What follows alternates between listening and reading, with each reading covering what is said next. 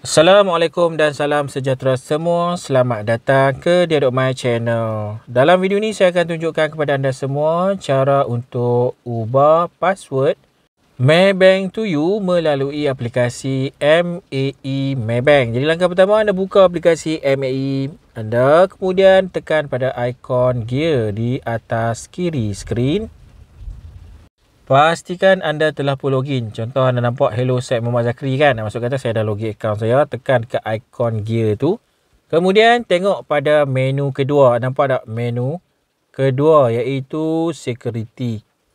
Sebelum ni saya dah buat video. Menu kedua tu Maybank to you kan. Sekarang ni MAE dah update. Dia naik kat situ security. Tekan dekat situ. Kemudian dia minta kita masukkan Maybank to you password.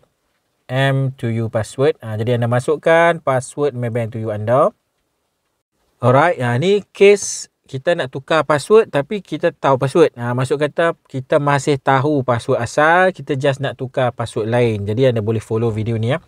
Kalau anda lupa terus password, anda kena tekan forgot password dan anda follow arahan yang dipaparkan. Saya dah buat video sebelum ni. Kalau anda lupa password, anda boleh rujuk video yang saya buat sebelum ni.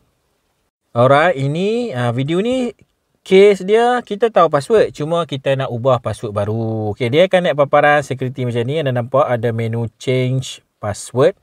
Ditekan dekat menu change password.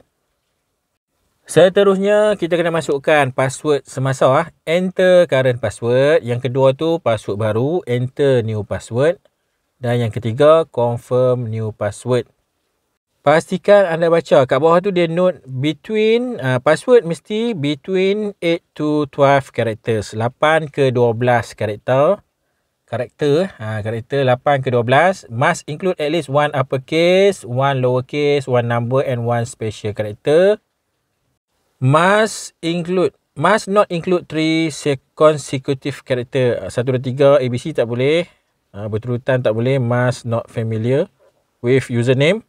Dan akhir sekali must match confirm password. Jadi password ni kalau anda dah pernah reset sebelum ni, anda tahulah kita kena isi password 8 ke 12 karakter.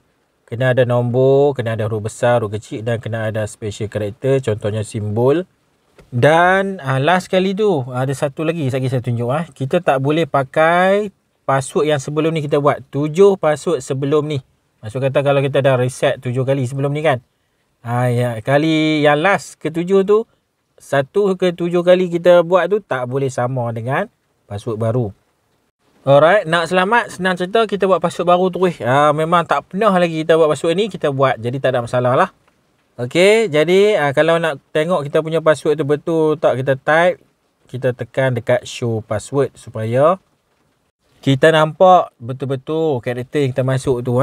Show lah password tu supaya kita nampak. Macam ni saya blur lah, tak tunjuk lah password saya kan. Anda tengok sendiri password anda, tekan show password. Confirmkan password anda dan jangan lupa anda kena ingat sendirilah. Anda confirm, tekan continue. Sekiranya password yang kita masukkan tu mengikuti semua syarat yang dinyatakan tadi, dia akan naik secure to you authorization. Jadi ni kita tekan approve. Okey, kemudian kita akan dapat macam ni. Password successfully change. Kita juga akan dapat SMS daripada Maybank to you. Dan kita dapat juga notification daripada MAE. Jadi yang susah sikit password itulah kan. Kalau anda termasuk password yang sebelum ni, mungkin dia akan error.